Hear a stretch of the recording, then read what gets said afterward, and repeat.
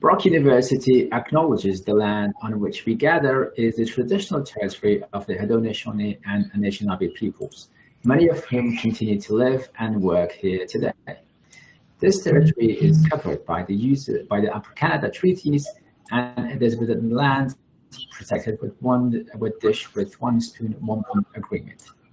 Today, this gathering place is home to many First Nations, Métis, and Inuit peoples, and acknowledging reminds us that our great standard of living is directly related to the resources and friendship of Indigenous people. Good morning, and welcome to this session of Business Breathers, a live webinar series hosted by Goodman Group at Brock University. My name is Abdul Rahimi, and it's my distinct pleasure to serve as the director of Goodman Group here at Brock University. Goodman Group is a community-focused learning and development services provider that works to support professionals, businesses, and entrepreneurs pursuing growth through professional development certificate programs, executive education, consulting services, and startup support. It's my pleasure to welcome the many of you who are joining us from many parts of this country, but also from around the world as well.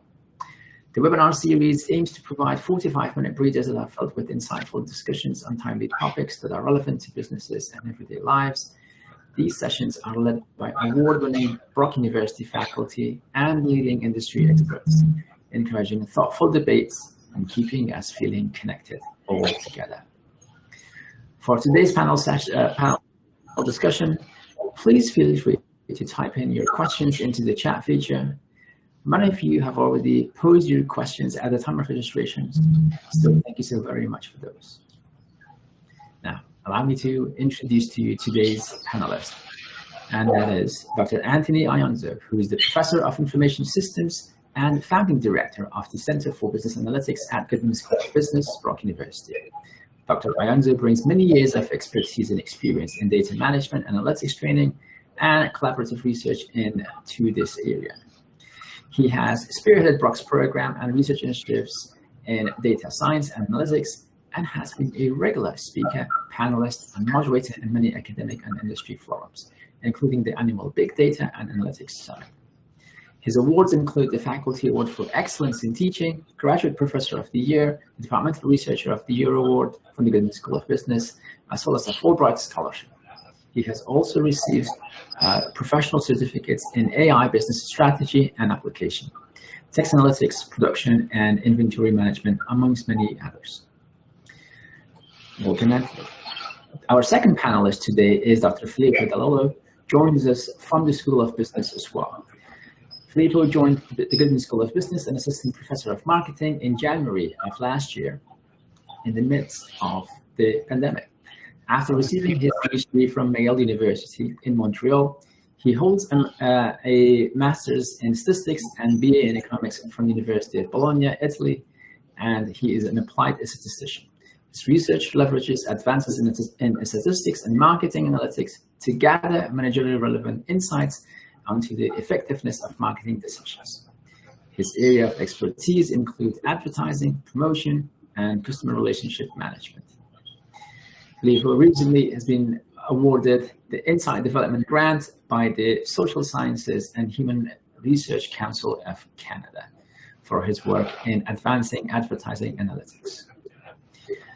Filippo has many other accolades as well, and we're very so pleased to have both Anthony and Filippo joining us into today's discussion. Gentlemen, we've received a bunch of questions, so allow me to start with this first one. And also this will set the scene, if you will, and a little bit of time for those who are thinking about questions in this area to put those questions in the chat feature. So the first one is, what does evidence-based decision-making environment entail? And Anthony, if you would like to start off with that one, and Filippo, we'll go with you after that. Thank you, Abdul. Thank you for having me, and thank you for the nice introduction and the opportunity to speak on this topic. Just to start on this question, first question is a very valid question. It will be very, very difficult to give you one definition or one description. Data-driven or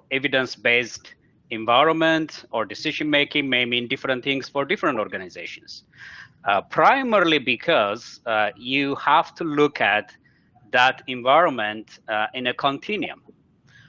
For some, it could be at the beginning maturity stage, and for some, they could be leading industry organizations who have fulfilled all the ingredients of what an evidence-based decision-making look like. I think with the type of decisions you make now with the help of data, with the help of evidences.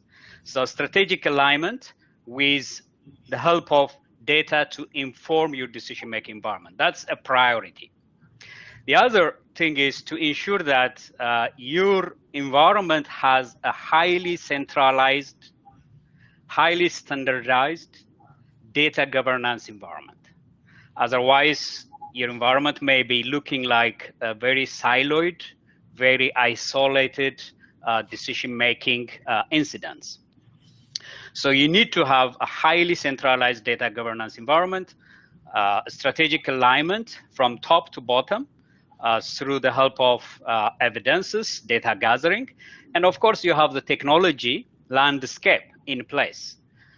It may sound very straightforward and easy when you say, I am making decisions based on data, but it also requires a number of prerequisites. You need to have first the infrastructure to collect data. You need to have also your business processes very well integrated with the type of data and the sources of data you are getting this data from.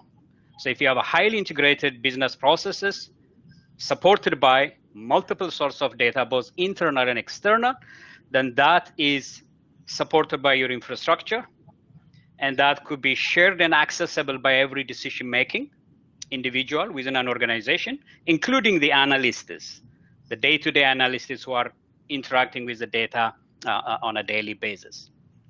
So those are the ingredients that you expect, but the expectation here is to ensure that you don't do this in one department or in one area, but to ensure that this is being performed in an enterprise-wide level, highly in alignment with your competitive strategy, your goals, and vision and mission. So I would say I'll leave it there, and we might come back and talk more about the details. Wonderful. Thank you, Anthony. Filippo, anything to add on that or to highlight some of the key ingredients? Well, as I see this question from a different perspective, of course, because I'm a professor of marketing and my colleague is a professor of information systems. So clearly he sees the issue at the more systemic level. While, my training as a statistician tells me that an evidence-based decision-making environment is actually based on the people that make decisions. And while I completely agree that this decision environment has to be supported by a framework of data collection, data management, etc., that can support the decision, it's more like the idea for me is more to get people on board in terms of not taking decisions based on guts or the biggest sin of all because something has always been done that way, but take decisions in an analytical manner, considering what you have, considering the goal, and using whatever data you have, even if it's to some extent bad data or data that is not synchronized across all the organization, but as long as that data is meaningful, it can always lead you in a better place than if you didn't consider it. So to me, an evidence-based decision-making environment is really about nurturing this idea of analytical thinking within the organization, within the people that take decisions within the organization. So I see it much more at an individual manager level, but even at the individual analyst level, it's more of a frame of mind thinking, if we want, thinking statistically, thinking mathematically, thinking logically, using evidence when it's needed. And of course, evidence can be misleading. So, you can override the evidence that is nonsensical, but evidence needs to be taken into account to the greatest extent possible. Thank you. So let me pull a thread here a little bit. For those that are looking to start having a evidence-based decision-making infrastructure and culture, where should they start? You spoke about people, you spoke about systems as well. Perhaps if you could elaborate on that as to what would be an ideal starting point. Is it with people, or is it with systems first? Or do they come together at some point, start in parallel, and then you bring it together?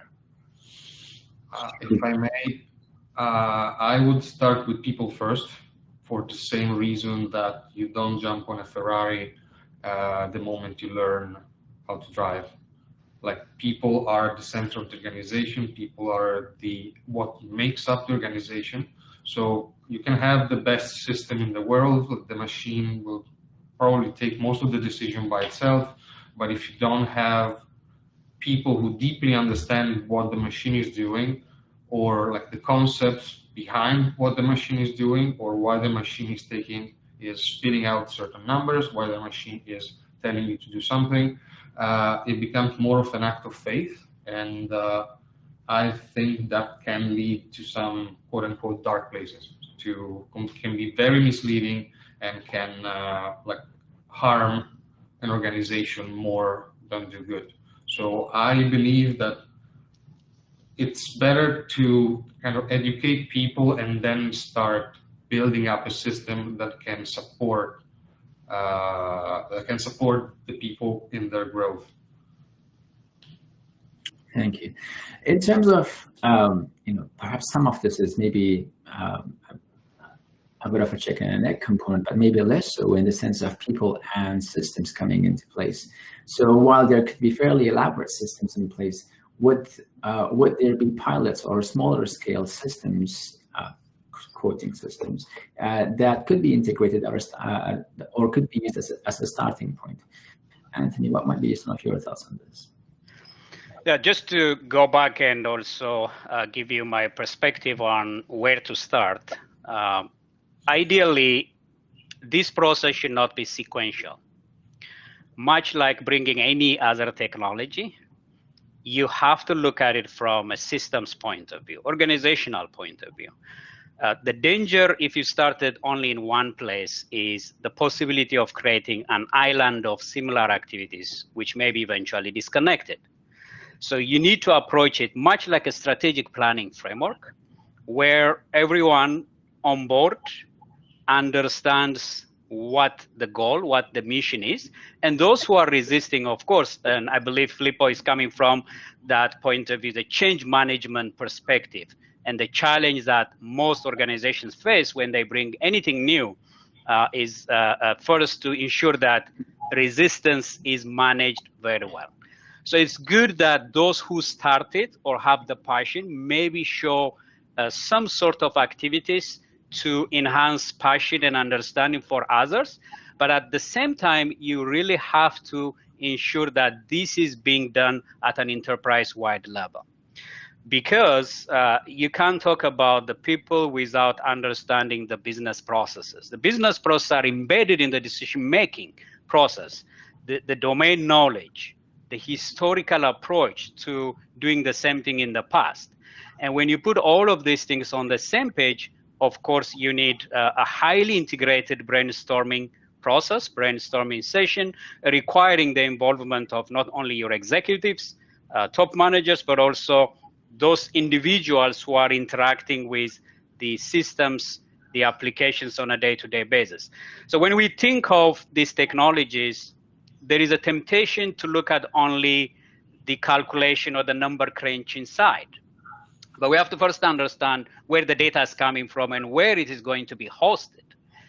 You have this data coming as part of your enterprise-wide systems. Embedded in these enterprise-wide systems, as I said, are business processes. engaging with these business processes are the people who are making decisions. And therefore, you can't have this technology on board and move without challenge, without having everyone on the same page. But the tactical approaches, where to use what and where to use which technology, who should be leading this, championing this, that could be carefully planned based on who are easier to convince versus who would be very difficult to convince later on. So you could plan on the tactical side as part of this process, but the bigger picture definitely needs to be done from the top to the bottom.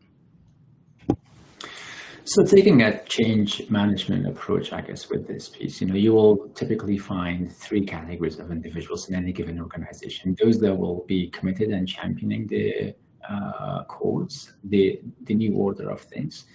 Those that will be, and then sort of on the positive side of this, so champions and committed and helpers. Those that will be resisting to some extent, and then the vast majority, probably 60% or so, based on some research, suggests it will be bystanders.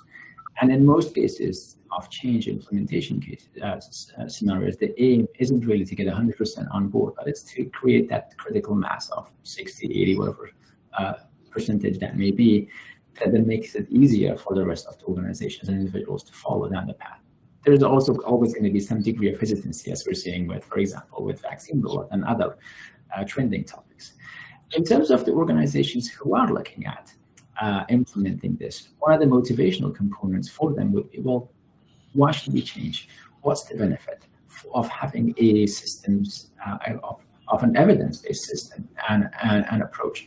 And of course, there are going to be some challenges. So what would be some of the, I guess if you could speak to some of the benefits of an evidence-based system, please? Well, I believe it was on the Proc News on the page that was written on this webinar, and I think I said something along the line that, well, we can't predict the future. The only thing we can do is, educated guesses, and the better we can interpret the data we have or the evidence we have at hand, the more educated that guess would be. It will always be a guess, but at least it is based on something concrete and real. Then, no one would have predicted COVID, so all your guesses could have been as educated as you wanted, but it wouldn't have mattered. So why should company go about this? Well, it's simply because, first of all, you have the data. It doesn't matter whether you use it or not, you have information. Literally, there is no downside to it, because you said that I come at it from a change management approach. I don't believe that this applies in this case, because the moment you show it doesn't matter who it is, the moment you show that with very little effort you can get fantastically better result, I don't see there would be anyone sane of mind in an enterprise or in a corporation to go against this. But back to the reason why, it's because it's the best you can do. It's your best shot at taking the best decision. I can add on that. Just to extend what Filippo said. One of my favorite cases that I have read, especially the takeaway I never forget, was when there was a change in that organization. What the manager did was they took their employees to one of their role model company so they can see how they are doing. And interestingly, they looked at how this role model company is doing, and these employees came back pretty much frustrated and depressed. And the idea and the vision was for them to understand where they could be or what they could be if they do adopt some of the things they are speculating to adopt or debating to adopt. So I think you have to use that kind of convincing approaches, out of the box thinking in bringing people on board, because it's very easy to feel comfortable with what you're doing. And of course, as you said, it's a human behavior to ask yourself, why should I do and make my life more complicated? I'm comfortable with Excel. Why should I learn database? I'm comfortable with database. Why should I learn programming? But if you haven't seen someone doing what you are doing in a fraction of time, and if you haven't seen it to be done much, much easier, then you might still feel comfortable and confident with the current environment. So those things are usually challenging because we don't think outside of our boundary. We don't see how better life is or how better the work environment is in other places. So the importance of those conventional approaches, looking at best practices, benchmarking, they are simple statements we see in books and policy papers, but I think we've got to practice it when it comes to change management. You have to look at others. If you don't look at others, of course, your house is always comfortable. Thank you. In terms of, so to build on both of your points, the volume of data, the variety of data, and the veracity of the data that are being generated is progressing and increasing almost every day, in cases and exponential rates as well. So to Filippo's point, you have the data, it's there. It may not be in the desired format that you wish it to be, but then that's where data governance perhaps comes into place. And there's a systemic or a systematic argument for creating and capturing data in the right format so that it can be used. Looking at the individuals within the organizations, but also those that will be making decisions, given the volume, the variety, and the veracity of data that are being generated, the decision makers are being put in a rather unique position, and that is to make decisions fast. And also the expectation and anticipation for many decision makers are to make them with higher degree of accuracy. So not only they have less time, the expectation and the bar has been raised. How could evidence-based data, evidence-based decision making help the decision makers? Filippo, if you could start us off on that, please. I believe we go back to the to my initial point. My colleague sees this whole topic at the systemic level. I see it at the more human level, at the more managerial level, that of the person that takes the decision. It is true we have more and more data, but it is also true that noise in the data grows much faster than information. So to some extent, back at the culture of taking decisions based on evidence, that is also part of asking questions in a correct way, looking at what you have and asking questions in a way that what you have can provide you with an answer. Because at that, even if you have data, most of it is usable or most of it is unusable, but you should never ask questions that, or at least you can ask questions that are not always answered by the data, but if you want the data to tell you something, you have to sort of pose the question in a way that the data can give you the answer.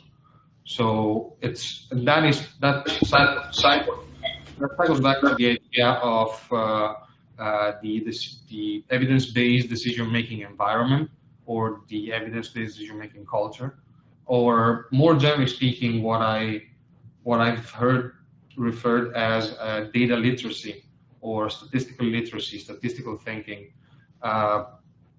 Data is there, it has a use, it cannot answer questions, it cannot answer certain questions, but it can answer certain other questions. You have to know what data you have, and you have to know how to pose the question so that whatever type of machinery, system, or etc., so the answer is sensible at the end of the day. Excellent, thank you. This is perhaps a good time to layer in a question that we have received. So I'm just going to look at my other screen while I get this question. How do lay people determine what questions to ask in order to collect and interpret data correctly? And Anthony, if you can start us off on that, please. Yeah, very good question, and I think it emphasizes the importance of thinking beyond the data when it comes to sourcing data, gathering the data, and asking the right source of data, the right type of data. This is the reason why I said earlier, when you think about this kind of culture, you have to start from the top. You have to start from the strategy. Why are you in this mission in the first place? That will give you the overarching question to begin with. Then you have a series of individual questions that you can come up with. And again, the goal would be to address your specific mission. So if you don't think what you're going to be doing with the data, with the mission you are in, the strategy you are in the first place, you don't even know where to start and where to collect the data from. So it begins with your strategy, your mission, and then your individual goals, and that will give you at least a frame of questions to ask so that you know where to get that data. Sometimes the data is pushed to you. So it's already there. And still, it doesn't mean that everything has to be used. You have to ask yourself whether you need it or not. Data has a number of attributes and its own complexities in terms of size and speed, as you said. But at the end of the day, if you are not aware of what you are trying to accomplish, you don't know which attributes are important to you. So I would say, for a layman, just go back to the basic questions. Why do you need it? What are you trying to answer? What are the most pressing questions or pain points that you started with? Those will give you at least the template for understanding your needs of data. It doesn't stop there, because what makes this field really interesting is it's very iterative. It's very iterative. It's not a one-time engagement. It's not a transactional engagement. It's a long-term engagement where the models that you created today probably could be improved by 10, 20 percentage point in the future as you enhance the quality of the data, and also as you think better and better and alternate some of the attributes that you've been working with, even including measurements. So in the past, maybe you were making decisions based on one way of measuring things.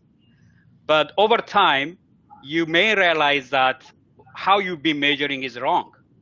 And therefore, your measurement scale change. That change of measurement may also inform your modeling environment, and that would eventually inform the type of results you are getting. So collecting data begins with asking the right set of questions in line with your mission and the strategy, why you are there in the first place. Thank you. In considering some of those that are watching us live, but also those that may be watching this and the recording at a later date, and they may come different time frames from different organizational sides. Filippo, I wonder if you might comment on the evidence-based decision-making framework and its implementation. Would there be a one-size-fits-all approach, or would you recommend different approach based on the size or the nature of the organizations? Again, I will answer this, but then I would like to cycle back to the previous question, because that touched me sort of close to heart. Well, it depends what you mean by a one-size-fits-all. Should you use the same machinery? Should you use the same systematic approach? Should you use the same business process for solving everything? No, of course not. Like you use different tools for different reasons. That's what we do on a daily basis. Is there one size fits all mentality that should be used for, leading to a better use of data, or just to a mindset of, instead of making decisions based on gut feelings, let's make decisions based on hard evidence that we have collected? Well, if that is one size fits all, because as far as my colleague likes to think from the top down, which is absolutely correct, but a system without the people using the system is just a machine. So what I believe has to be changed, and what I try to teach in my classes whenever there are metrics, I always try to go to the intuition. I always try to go to the why we use certain models, why we do things in a certain way, because that is what leads to data literacy, that is what leads to statistical thinking, and that is the change that has to happen, because systems have to be imposed from the top down, because you need a strategic view. But if those systems are used by people that don't have this frame of reference or this mindset, they're not going to do miracles. And cycling back to the previous question, we do, like, how does a layman knows what question to ask and what data to collect? Well, we do it all the time anyways. Like, unconsciously, we are statistical machines. We look at the world around us and we focus on things of interest. It's not that we think, oh, like, I'm hungry, you probably will be looking for a supermarket. So this is, we already have it embedded in our human behavior. This should be sort of analytically put in place and be recognized, recognize the structures that are underlying this process, because you have a need. At that point, the need is the question, and it will lead to, well, in order to answer this question, where should I look? Or other way around, well, I have this bunch of data, is it relevant to answering the question that I want to answer? And if yes, you use it. If no, well, too bad. Just building on your point there, what I think you're saying there is there's usually a trigger that then results to seeking the solution for the problem that comes before, and then that choice for that solution, and then there's a journey for that solution's implementation. Typically, that implementation process for that whatever solution is the right fit for that organization and for that environment and for that industry. The traditional view perhaps is one of a straight line in terms of performance improve. Here's the solution implemented, and sometime later we have a straight line improvement coming in. However, the reality is a little bit more complex in nature, and we'll probably have learners lag and a little bit of the notion of taking a step back before taking a few steps forward. But of course, over the total time period, the improvement will likely be there. And thinking about some of an implementation of solutions, what are some of the common challenges and setbacks that are anticipated, that have been noted, and what might be some of the solutions that you would recommend, or some of the watch-outs for those who are looking to implement solutions in this area? We'll start with you, Filippo, on that one, if possible. With me? Like, sorry, you cut it off. Well, my apologies. Yes. Well, that's a very good question.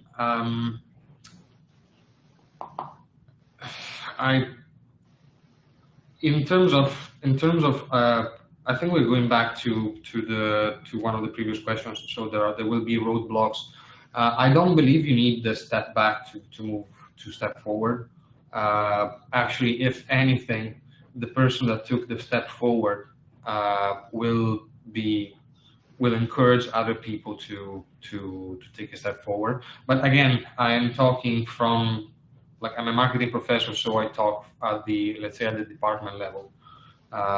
If I don't believe in any functional organization or organization that should be managed the way it should be, if someone comes up with a method that works better, I don't think it should be shunned, like it should be taken down. So I believe that if that person takes a step forward, the rest will follow, because it will be recognized. Now, how to get there It's my view is that you always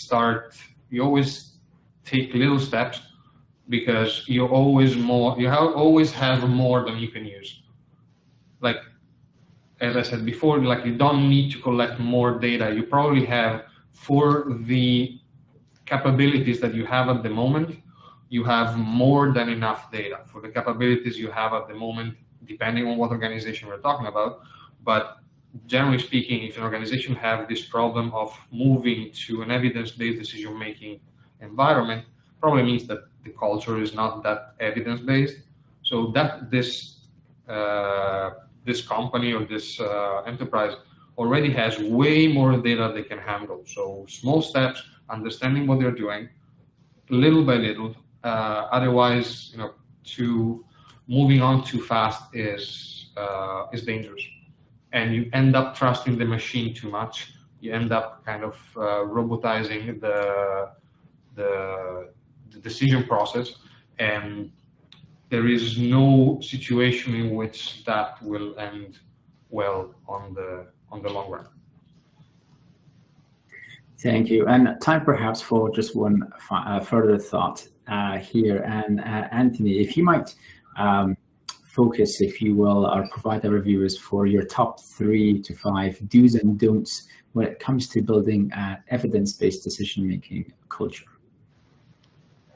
Yeah, it's kind of related to the last question. There are definitely guidelines, practices. In fact, if we talk about whether there is a one-size-fits-all solution or not, we are trying to see, okay, what are the roadmaps that have worked and what are the roadmaps that have failed? So there is a lot we can learn from failure, and there is a lot we can learn from those who succeeded. When you look at those who succeeded, of course, there are some common elements. And there are studies that have been conducted on that by looking at the top performing organizations. So when you look at them across the board, one thing that you will see as a top priority is, of course, the point I'm trying to emphasize. They do it at the enterprise-wide level. No silos, no individualized activities. You could have a center of excellence as a champion, but you have to do this at an enterprise-wide level. That's one common element that I believe most organizations have learned a lesson from when you do it at a localized level. The other recommendation that I have is have a very well-organized, well-designed data governance strategy. You need to have a steering committee which will be looking at those issues that are creating problems to the analysts, the decision makers on a regular basis. So this committee has its own legal team member, its own business process representatives, they have their own technical individuals. So they have to go back to the drawing board every time there are challenges with the way decisions are coming out. So you need to have a strong, well-defined data governance and data integrity strategy in place.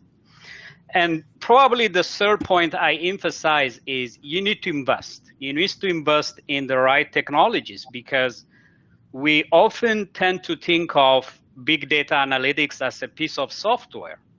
It's not a piece of software. It's a technology landscape where a number of technologies work together. Now, the point would be, how do you gauge the scale for your specific organization in terms of scope, in terms of the challenge with your people? Sometimes you may have the money, you can invest in the money, but you don't have the right people. And as emphasized, of course, people are the most difficult to manage. You need to regularly train them. You need to bring them up to speed with the rate of technology. And as you know, the technology is moving so fast. So you need to invest in the right set of technologies to make sure that you can bring in a robust and agile evidence-based decision-making environment. Because at the end of the day, if you don't capitalize on the time, right, the real time being your ideal goal, if you don't have the proper agility to make decisions at the right time, then you'll be behind the competition. So you will then ask the question, okay, why are we in the first place in a data-driven decision-making environment? So because agility is very important, the technologies that you choose must ensure that they help you make that decision at a time frame that's acceptable for your competition and that's acceptable to your own internal decision-making environment. And of course, you have to invest on people as well, because it's not one person who is doing the analytical modeling and etc. You need to have people who understand formulation, business problem, and also implementation of the solutions that are coming out. As you said earlier, you could have a very good statistical result, but there are regulatory restrictions, there are domain restrictions, there are infeasibilities from your working environment, and the people who are understanding the business process must give you the frame, must give you the boundary to decide what is an acceptable solution and what's not an acceptable solution. On the don't do side, I would say you can negate what I have said. So if you could negate what I have said, I think that would help you ensure that you don't get into situations where your data-driven activities are randomly being performed at different departments and at different units within an organization. So I'll leave it there. If I may jump in just for a second, I will not negate what you said. I would never dare. But I believe that the most important thing, I don't believe you should invest in systems. I believe your biggest investment should be in people, because that is actually scalable. I can't see a charity, like a small charity or a small city hall with few resources investing in big data infrastructure. That to me, since the building block of the decision-making process is the person, you have to invest in the person. And again, that goes back to my idea that you already have more than enough than you need. And there is also this, we always forget that everything we do with data has an error component at the end. And it's the person with the knowledge accumulated over the years, with gut feelings, with experience that fills that gap. Because to some extent, all your competitors have access to those variables that are there. All competitors can run that model, but what puts you in a different position from your competitors is usually that error term at the end, the people that make up the company. And the fact that data is not a number in a spreadsheet. What people know internally is still valid data that can be used for making decisions if it gets sort of expressed, if it gets quantified in the proper way. So that's why I believe that the biggest investment should be people, not really in training to do things, but I don't know, hiring younger people that have a more quantitative mindset, training older employees that maybe tend to do things old-fashioned, and show them that old-fashioned and new-fashioned is not that different in the end. And that is scalable. That is something that a small charity can do, and that is something that even a big corporation like Coca-Cola could benefit from. So again, I guess my colleague is an advocate for the top-down solution. I tend to be an advocate for the bottom-up solution, and that's definitely from the different place we come from, and that's why we are professors in different fields, I guess. Yeah, if I may, I mean, you have highlighted on the technology that you don't need. Definitely, you don't need to invest in things you don't need, definitely. But you can't think about competing, for example, against the best while still working on a spreadsheet. You can't hire the top talent when you don't have the proper infrastructure. I think the important thing here is to gauge reasonably the needs of your technology, depending on what scope of operations you'll be running, depending on how agile you want to be, and therefore you need that set of technologies that would move you from where you were to where you want to be. Because with all technologies, of course, you can't manage the V's of the data. And that's why we define big data technologies as all technologies that you couldn't do with traditional technologies. So if you want to be where you want to be against the competitors in real time as your ideal goal, some of the old technologies simply don't work. You could do it taking years, but someone will do it in an hour. And of course, you have the talent, but the talent always has to be married with the right technology in place at the moment. But we are on the same page. It's a matter of strategizing and understanding the level of your needs from time to time. And also the needs. Yeah, in the interest of time in there, I think we'll have to leave this here. I will continue with this very thoughtful and relevant debate at another time. And for those who are looking for the opportunity, allow me to share the news around our data-driven decision-making series that will be coming up. And the first of the series, the sessions will start on September 14th and 15th. So if you're interested in hearing more from our experts, leading experts in this area, from Dr. Ayanso and from Dr. Dall'Olio, feel free to register and get in touch with a member of the Goodman team here with information hopefully you can see on the screen as well. Thank you so very much, Anthony and Filippo, for taking time and for sharing your thoughts and your insights, especially in the middle of summer and, of course, a global pandemic. Data and data-driven decisions and evidence-based decision-making remains a topic of interest for many. So, and there's many opportunities that are coming up in the fall for those that want to take this up. Much appreciate your thoughts and insights and sharing that with our audience. Goodman Group is a community-focused learning and development services provider that works to support professionals, businesses, and entrepreneurs pursuing growth through professional development certificate programs, executive education, and consulting services. And for those who are interested in this series, the data-driven decision-making series or the evidence-based decision-making approach, please reach out to a member of the Goodman Group team. The series of sessions coming up with focusing on the fundamentals, on the systems approach, as well as the marketing aspects and HR elements coming into it as well. So keep your eyes peeled for further information to come on in this area. We will be back in 2 weeks' time with Karen Burt. So it'll be 11 o'clock Wednesday in 2 weeks. And until that time, do stay safe, take care, and enjoy the warmer weather. Looking forward to seeing many of you in a couple of weeks.